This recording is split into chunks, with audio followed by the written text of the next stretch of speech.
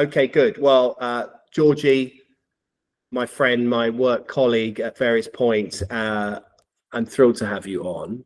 I feel very honoured to be on here, Alex. Thank you for having me.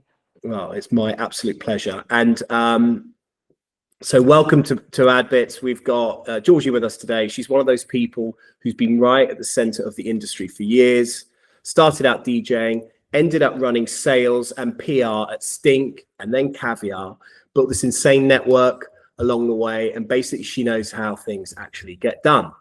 We get into everything: sales strategy, going freelance, and how the game's changed with digital. It's a good one. So warm up. This is sort of just to give you some background, some ideas, what's going on. You started out as a DJ. Can you take us back to that time and how it shaped the way you think about audiences and culture? I love this question, firstly, and you'll see a big smile on my face because it just brings back a lot of memories and a lot of fun memories that we've always talked about having. So yes, I basically was very lucky. It all happened very organically. I was at uni down in Bristol, working in a bar down there. So I think I've organically just always been kind of part of culture around audiences, music. It's just been part of my life. I love meeting new people. So I've been very lucky on the kind of trajectory path I've had, I suppose, in ways of my career. And I basically left uni, I think like a lot of us did back then, quite sort of like, oh, what am I going to do next? And I organically was very lucky. A lot of my friends came to London, started running basically shit hot parties all over London, the West End, and I ended up DJing. And I mean, I look back now, and I'm not joking, Alex, I actually cringe. I couldn't DJ, I couldn't mix, I was playing vinyl, I was going to all the cool clubs, I was doing big celebrity parties, but also going to a lot of very cool like underground parties. And I think, as you know, my music, I think because my music's always been very varied in style and just a love of music ever since I was a kid. Like I played piano, I was in the school choir, then played guitar and drums. So it kind of, I look back at sort of a natural progression of what I ended up doing. But it meant I was kind of always at the epicenter of kind of culture, what was going on in music. And as we all know, back then it was the days of MTV. Music was literally at the center of it all. And I think it kind of, when it's interesting chatting to you about this, because I'm like, it all makes sense now, because actually sales, PR, what we do in our industry, especially as we've both done in our roles over the years, is actually not too dissimilar to how I would describe my DJ career. You know, as a DJ, a lot of it was sort of celebrity parties. So you're dealing with difficult people.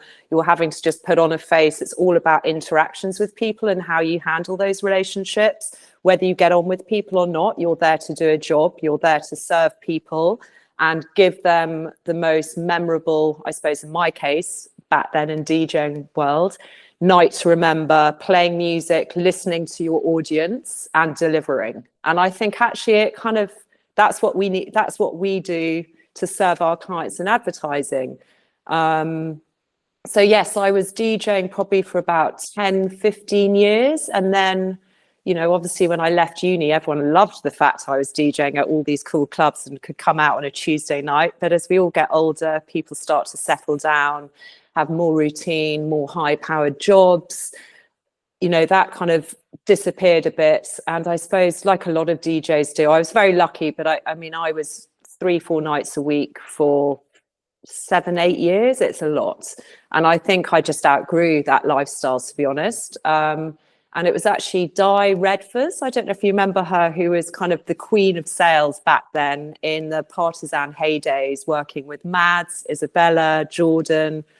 And she was a great friend from West London and kind of on the party scene, had a lot of mutual DJ friends and things. And she said, Georgie, I think you'd be really good at sales. And I was like, sales? I just kind of, in my head, I was like the old guy with the briefcase going into an office, banging on doors. I was like, no, no, no. And I'd already done a stint, funny enough, at Mad Planet. And I'd done a little stint at Not to Scale, because I was doing a lot of different day jobs on the side alongside the DJing. And she introduced me to James Tompkinson, who at the time was running Cuss and Run, and he took a punt on me. And I feel very, very lucky. And I said to him, listen, I've got background. I've done it. I've worked for events companies and stuff. I didn't know anything about the industry. I came in very late compared to most people now. I was 35, which, I mean, most people have been doing it a long time by then. But I think I actually just came in with, obviously, with my experience, background, working in totally different work environments, the DJ setup, the people I was networking with, hanging out with, set me up in a good way coming into this industry. So yes, I was at shall I carry on just talking about how I got into my role? Please, no, absolutely. I mean, it's great. I'm thrilled that you're just able to go straight there. It's like on cue, George. You know, you never know how anyone's going to react to these things, but this is perfect. I'm like, it's absolutely perfect.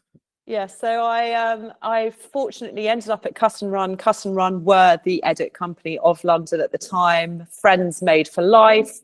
So I was in predominantly PR marketing role then, and obviously going out mainly seeing production companies. And, you know, it was great because that's where I kind of formed a lot of my early friendships, and DJing for kind of fun parties. And they basically sent me on the most amazing, I've never been so grateful for something in my life, sales trip to Tokyo, where Dane Williams, who sadly actually has passed away now, had done a massive PlayStation job out there with Wydens. And everyone obviously in Cuss and Run was a bit like, oh my God, you waltz in here and you get sent on a sales trip to Tokyo. Lucky you. And actually it was, as I always believe in life, it was being in the right place at the right time, amazing trip, meeting everyone out there and being such a sort of small little industry thing there. I just so happened to be out there at the same time as Daniel Bergman from Stink, Mungo, who's a really old friend of mine, who was working with them at the time, and Mark Pitlick, who was literally going out there. They were just setting up Stink Digital. And we all kind of hung out. It was like Lost in Translation, literally karaoke. I think I was dressed up as a chicken. I mean, so much fun. And came back and I got a call from Blake, who I didn't actually know. And basically that's what led me into my first role at Stink, where I was for 3.5 years, and then went on to Caviar, where I've been for the past decade. So yeah, amazing. And I have to say, I never thought I would find something that would become such a massive part of my life, both on the friendship side and just work, and find kind of my place in life. Like, I love my DJing, but to find an industry, advertising, which I actually grew to learn and love, and yeah, a passion for it all, really. You spent over a decade at Stink and Caviar.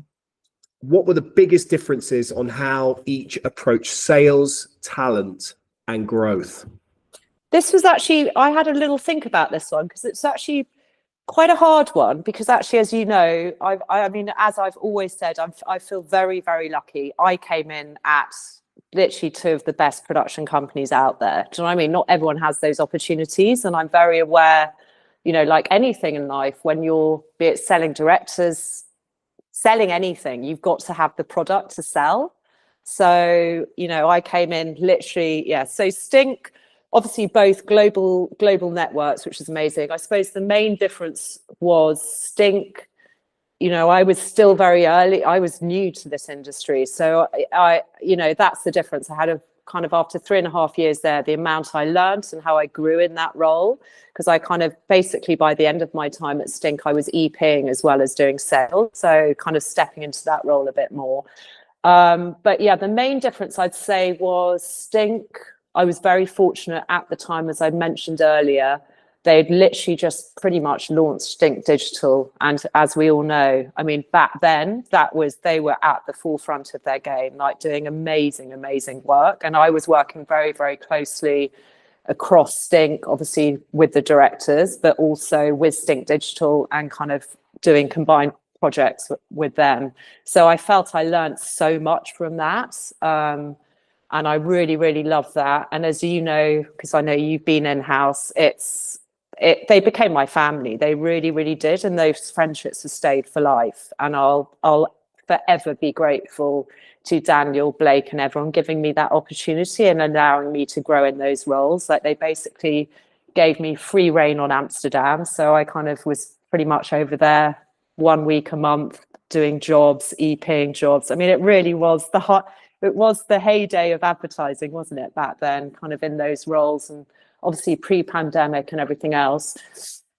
And obviously the roster, if I think about both rosters, like both incredible rosters, but Stink already had that A-list talent. So we had the likes of Adam Berg, Ivan Zacharias, Martin Krejci, John Hillcoat, Nicholas Winding Refn. I mean, like an insane roster, as well as building younger talent. And the difference, I suppose, with Caviar was when I joined Caviar, it was only, I think it was in its early infancy here in London. So Soraka had obviously set it up through Pulse initially.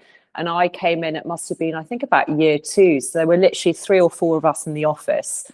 And actually, I look back over the decade I've been there. And what was very exciting about that role is obviously Keith Schofield, everyone knew him, and he knew a few of our bigger American talent.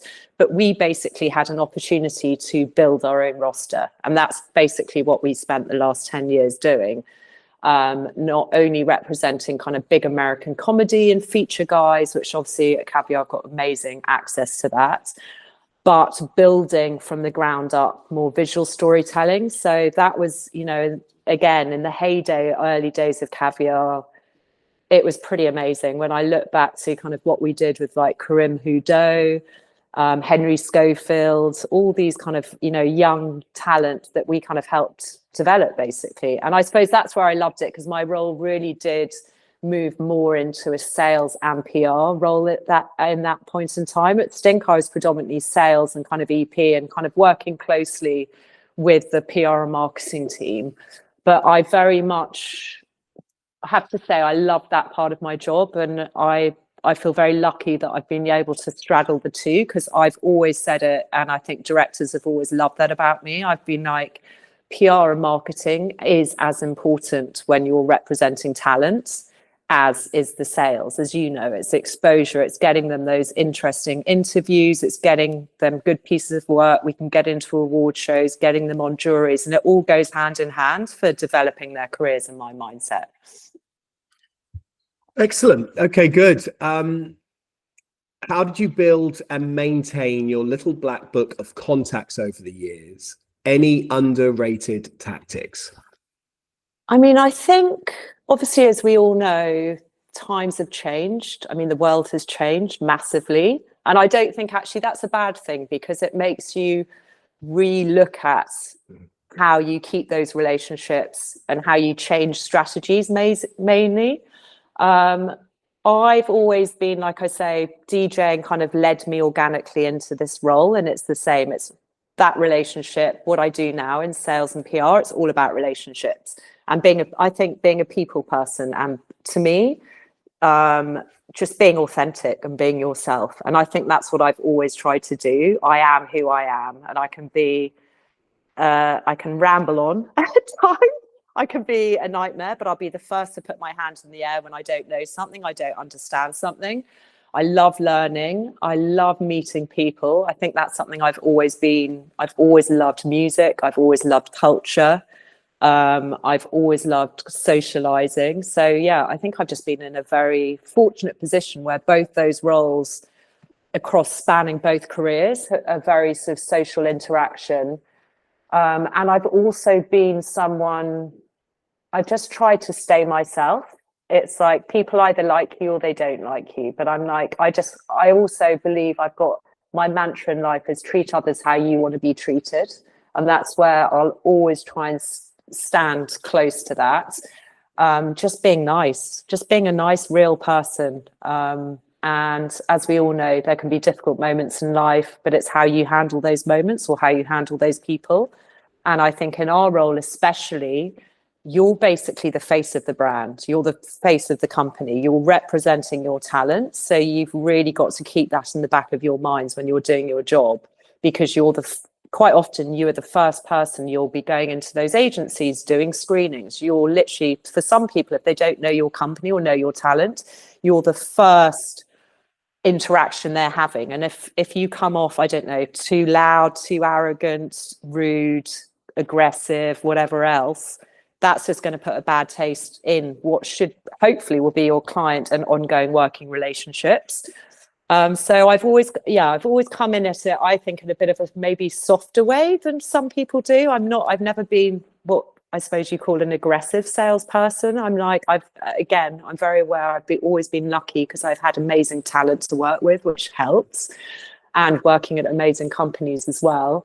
And I think now, over the years, as we all know, especially since the pandemic, where a lot of people are now working remotely, they're not in the office so much, people's time isn't so freely available to any of us. Everyone's busy. As we all know, the jobs budgets have got tighter, jobs have got to get over the line faster. Everyone's under pressure from all sides. And obviously with people working remotely a lot more, not in the office so much, you've kind of had to change that landscape of how you do sales and approach sales. I think I'm very aware, I feel very lucky that I started this job before the pandemic, because I think for new reps and new salespeople coming in now, it's hard. It's really hard. It's hard to get those meetings. People don't have as much time as they did. They're not in the office that often. It's hard to build relationships because, as we all know, there's so much competition now. Agencies have their go-to production companies they love and directors they want to work with. I actually find my best sales thing, or keeping contact with people, is actually breakfast meetings. Breakfast meetings are a win-win for me, and coffees. And I'm very fortunate, as you are, I think as we all are. I've kind of grown up in this industry probably over the last 10, 15 years and built some amazing friendships. So it's not even, they're friends. So I feel very lucky and fortunate in that position. But I'm still aware, you've got to be very respectful of people's times, and just play nice and be true to yourself and true to others. That's a great answer, Georgie. I like that a lot. Okay, so when you look back, what campaign or director signing are you most proud of, and why? So I had a thought about this, because I've got three for you. So okay. One of the first ones was in my Stink days. So I was working with, it was kind of when I was stepping up into EP role, and I was working with Rohan, Blair Magnet, who basically we were up against, big directors, and we kept losing. And as you know, that position, it's like, God, it's like being in a relationship. You go up and down on that wave with them. And I remember we finally won a job, and I was kind of EPing it, and he just sort of snowballed after that. And it was really exciting. And I think to be on that trajectory, especially with a young director, is really cool. And then at Caviar, there's been a couple of moments actually. So Karim Hudo was a prime example of that. We'd done a short/music video with him, and I managed to get him on. It was a tiny budget. It was a very cool, basically just Adidas content brief from Aris. And we won it. He shot it. And off the back of that, he basically just flew. He went on to do Adidas Superstar project with Johan Leonardo's, like literally with David Beckham, Rita Ora. It was insane. We were like, what? And then went on to do a massive Gillette global Olympic spot. So it just proves that you get that young director on one job, which even if you don't think, do you know what I mean, as major money, whatever, it can just suddenly lead them onto kind of the path of director superstardom, basically. Yeah. It doesn't always happen, but when it does, no, it's amazing. Exactly. Okay, so then we're going to go to industry insight and digital shift. I kind of hate us using the word digital because it feels so antiquated and it doesn't really describe any of it, what's going on now. But let's just go with it for now. So how has the role of sales and PR changed with the rise of digital platforms and obviously social media? So I think bottom line for me is, and I still say this actually to directors now, or any of us in our roles, I think Instagram, as it has been for a while, is at the forefront, and as directors need to be on there, because I hear it time and time again over the years. If a director posts, I don't know, super cool music video, for example, they've done, they literally get creative directors, people DMing them directly. And people, as we all know, our industry, they still want to have that interaction one-on-one with the director, even if we've got the relationship with them. It's a nice kind of build on that.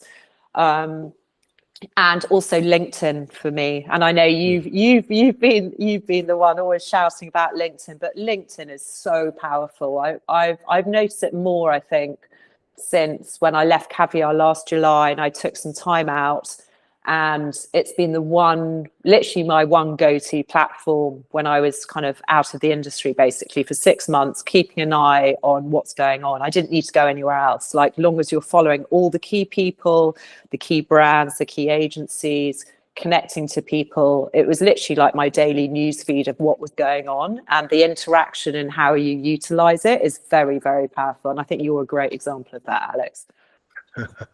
It's good to keep shouting, George. But I think, especially for talent, I think having a presence online is so important, and having a voice so people can see that. And even if directors are a bit shy and a bit whatever, I'm like, you've got to have that presence, I think. And as a company as well, like PR and like how you manage your socials, you're just having a cool presence across the board is really important this day, as we all know, because like we said, a lot of it's not even done in person anymore. It's done digitally, how we're interacting with our clients and brands and everything as well. So what's something that production companies or reps often get wrong about selling to agencies and brands today? It's quite an interesting one. It's a difficult one, isn't it? Because it doesn't feel like there's something obvious in a way. Because it's, what do you think anyway? I think it goes back to what we were talking about earlier, is in how's maybe the role of sales changed and how you approach your clients. I think it's that. I think there's being too forceful. And I think that will always be the bottom line for me. Yeah. Too much of a hard push and in people's faces. As we all know, it's like, I wouldn't like if someone's just standing here constantly in my ear, and I'll be like, oh my God, personal space, back off. Yeah. And I think it's actually just, for me, it's the bottom line. And I remember actually Blake said this to me in my very early days. He said, bottom line, G, is good work will sell itself. Yeah. And I'm not saying it, yes, we've got to do everything else around that, but there's a very fine balance of how you do that and how you kind of project yourself and put forward your company to get that work in and build those relationships. What's been really interesting by speaking to lots of people, and speaking to a lot of friends as well, actually, through this. I just spoke to someone just today, or yesterday, in fact. And one of the things they reminded me was how siloed I still feel we all are in our industry. You know, so agency do this and we do production. We're all production, really. You know, so we've all done that, and I'm doing service now. And you know, it's really interesting to have an insight into those. And the reason I mention it is because of the empathy you need to have when we get a script in. You know, we're talking, and it's in direct relation as we're talking, in my mind, to directors getting jobs.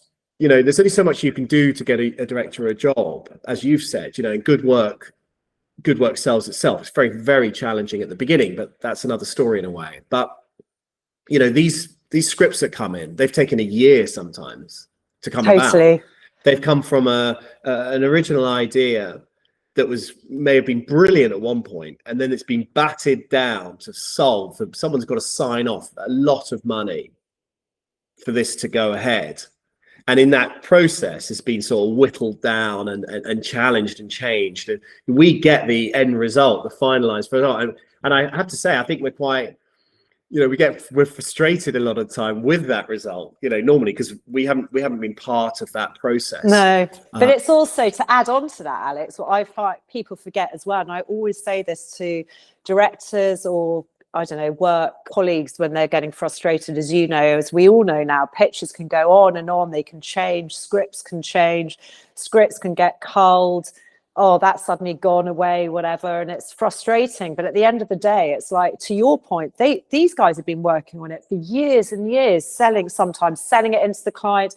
And even once we've shot it, as we all know, it's then I find a lot of it, you know, can change. They're like, you get directors going, oh God, this is not the film I wanted to make. And I'm like, yes, but it's not your film. You've got to remember that this is not your film, and it's not even the agency's decision. They are at the detriment of their clients. At the end of the day, it's just a client-driven business, like a domino effect, isn't it? Completely. The agency's our client. The agencies have got their client. The post guys have got their client. It's just like, we're being paid to do this.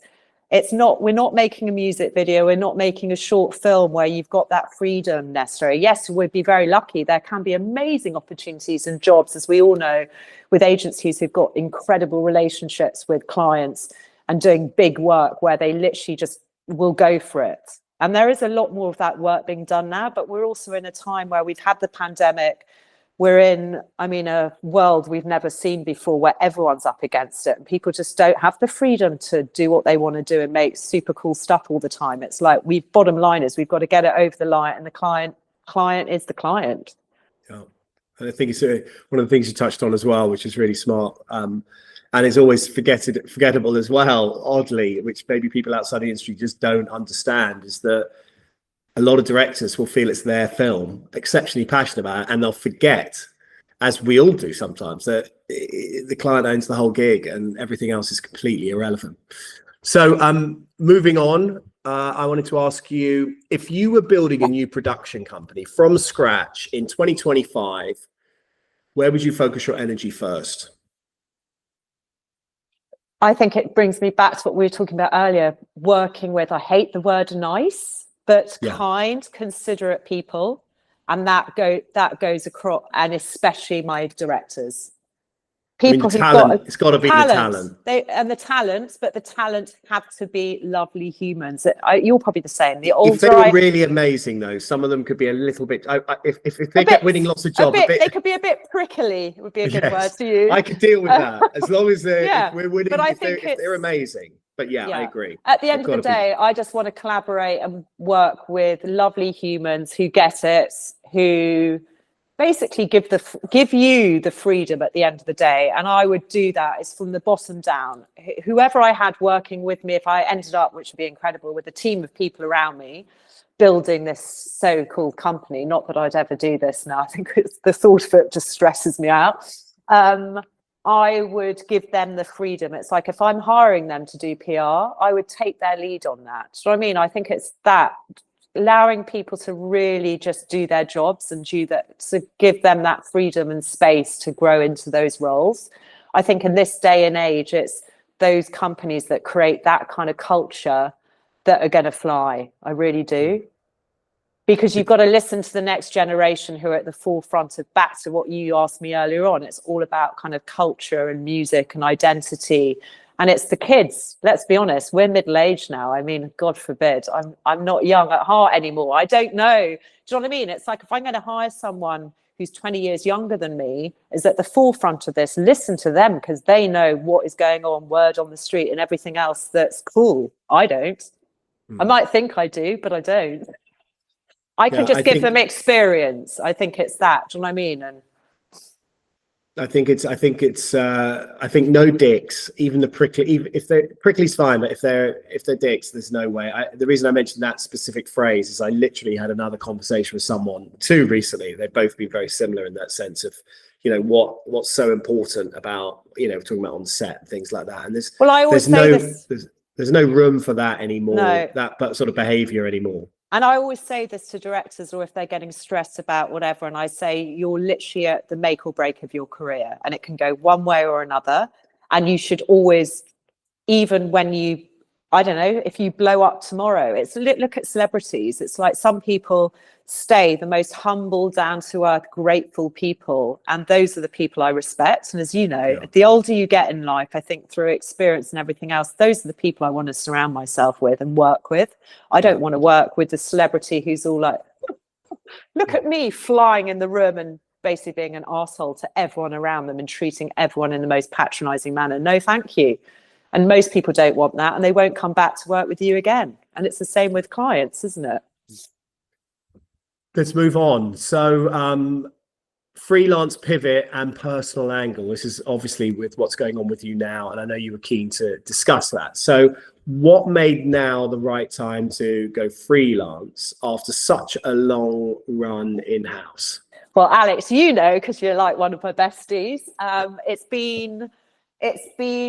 I mean, the conversations with Scorch at Caviar were ongoing since probably pandemic lockdown. So I basically had a very serious long-term relationship. I was all set to move to Paris with him. And I mean, funny story short now, it ended a week before we went into the pandemic. Obviously, none of us were aware that was going to go on and we'd all get locked up for 2 years. But it really made me think, obviously, Brexit then happened. It was a lot harder being a pure British citizen to get my arse over to Europe. So I basically, as you know, I've spent the last 4 years figuring it out, and basically having done many different, maybe Spain at one point on digital nomad visa, whatever. I think to be honest, I think it was, I'm late 40s now. I've had some tough times like everyone over the years, especially health stuff. As you know, sales, I think I've given it my all. And when I'm in, I'm in. So I will be out. And I suppose as you know, I've always done the DJing alongside the sales. And because I don't have a family, I don't have kids, I think I've still acted like I'm kind of mid-20s, 30, whereas I'm not. And I think it's all just caught up with me. It's just like I'm late 40s now. I can't carry on at that pace anymore. And as you've seen, the landscape, I think, especially in our roles, it's interesting and it has changed, and there's a lot of room now for us to follow the model like the US does, where it's freelance reps or freelance repping companies, especially just how the industry's changed. It's just like, yes, there's always going to be room for new reps to come in-house. But sadly, I think now with the competition out there, budgets being slashed, more talent out there than ever, less work because a lot of it's going in-house. A lot of companies can't necessarily afford to have high ends like us, heads of sales, PR, whatever, in-house on big salaries. That's just the bottom line. So I think it's just organically happened for me. It was just the right timing. I want to move to France. My job obviously doesn't correlate with me staying in-house. And I've just been very fortunate.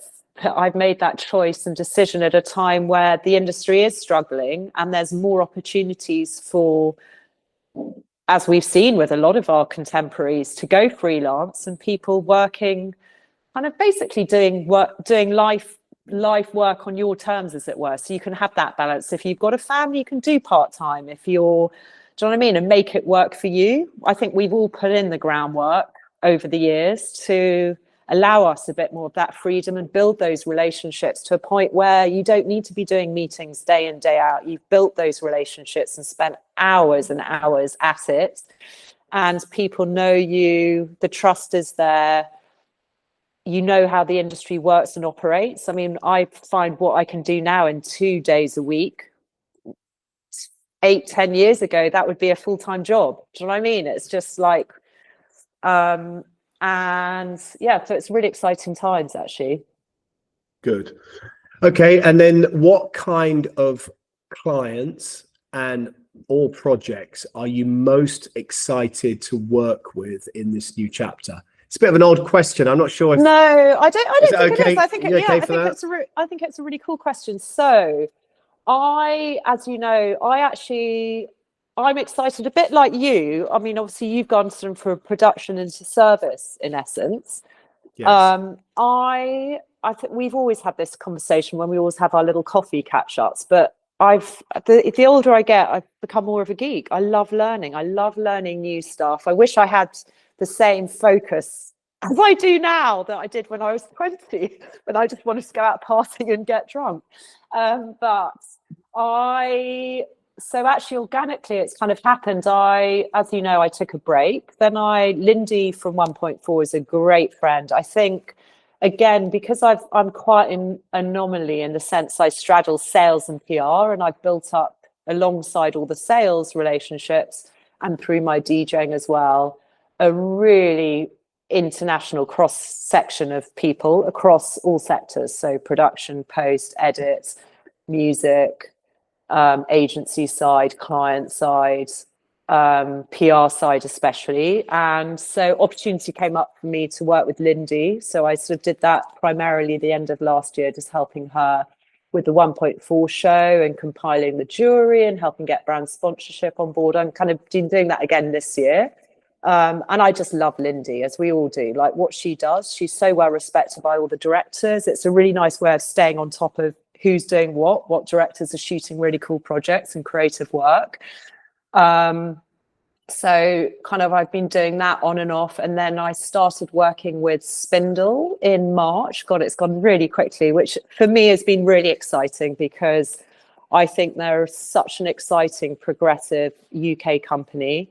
And actually, for me, it's a very different way of working in the sense that it's so nice to be working with such a small company again with a tight roster, but a really exciting roster. And I kind of working with these guys, they're all so passionate, so driven, and so lovely. And it takes me back to the early days of Caviar when we were building talent and you're like, oh my God, they've just done that job. And, you know, I look at Spindle and it's like, they've won the Young Arrows for the last 3 years on the trot. And it's like, it's that kind of, it's really cool.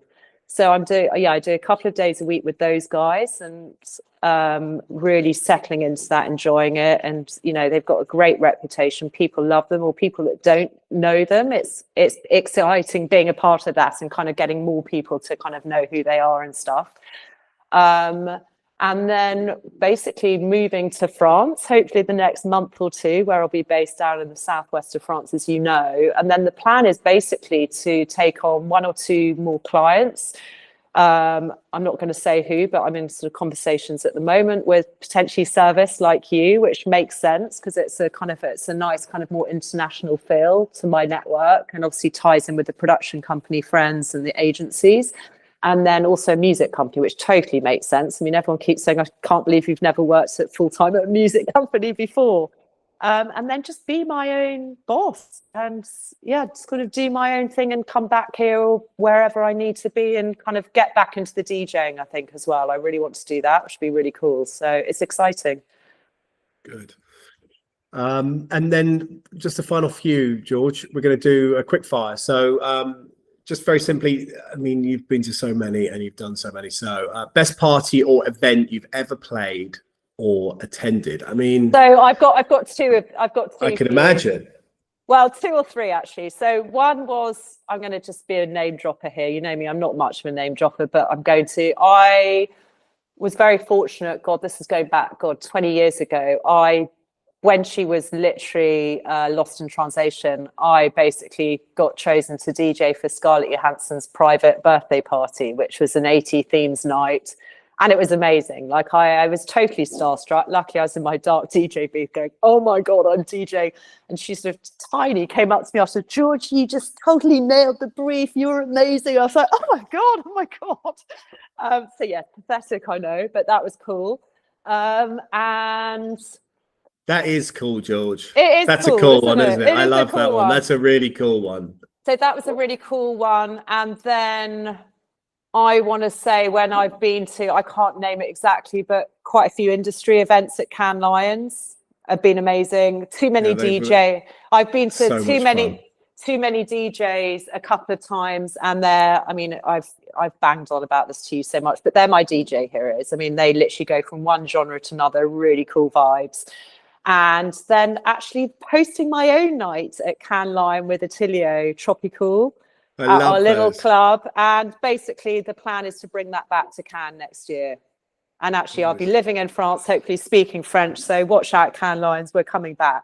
Even though I might be a nearly 50-year-old, the party is coming back to Cannes Lion. For that reason. They were good parties. But also for that reason, my love, it's back to what we're saying. For me, it's not about whether you're a client, whether you're competition, which, as we all know, it can get a bit like that for events. It was a bit like, I just want to bring people together for the sake of music. It doesn't matter if you're my competition, whatever. It's not about that. It's about having a great time and a good night. So good. And then finally, one piece of advice you'd give to someone starting in sales and PR today. Don't be scared to ask questions. and say what's on your mind. Like if you're struggling, you're struggling. Because I feel like this day and age, as we all know, even kids, it's like the pressure is just another level. And never, ever just be yourself, but also do your best. Like really jump at any opportunity, because our industry, if you really go for it, there are so many, as you know, there's so many opportunities. And especially in our roles, like the networking, what you get to do on your job. All my friends back in the day would be like, what do you mean you're flying off to Cannes, you're flying off to this? Like I think we take it for granted. Yes, it can be hard work, but we're very, very lucky in what we do. So I think just take every opportunity and try not to turn down and meet people. Just always, you and I have always had this chat. It's like if people get in touch and say, I'd love to meet you for a coffee, even if you think, well, what's use is that to me? You never know further down the line. It's just like constantly be widening your network and open to new opportunities and meeting people. I think that's absolutely spot on. George, you've been amazing. Thanks so much for coming on. I knew you would, but you